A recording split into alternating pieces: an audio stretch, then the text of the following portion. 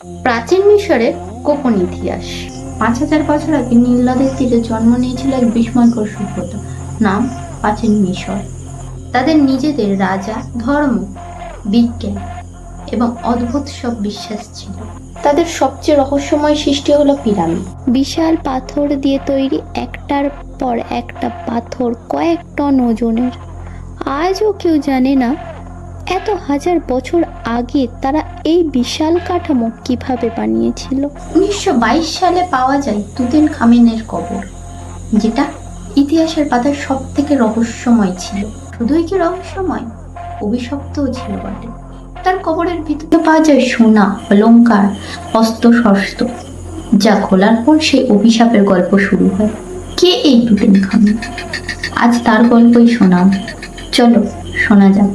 সে ছিল পৃথিবীর ইতিহাসের সবচেয়ে বিখ্যাত কিশোর রাজা, নাম তুতেনখামেন।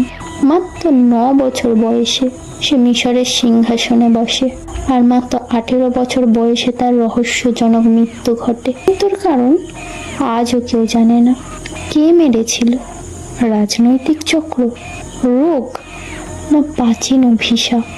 প্রায় 3200 বছর পর 1922 সালে ব্রিটিশ প্রত্নতত্ত্ববিদ হাওয়ার্ড কার্টার খুঁজে পান তার সমাধি। সমাধির ভিতর সোনার তৈরি কফিন, অলংকার, তলোয়ার আর তার মমি পাওয়া গেছে।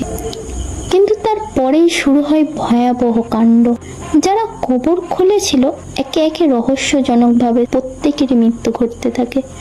লর্ড কার্নারভান মারা যান মাত্র কিছুদিনের মধ্যেই।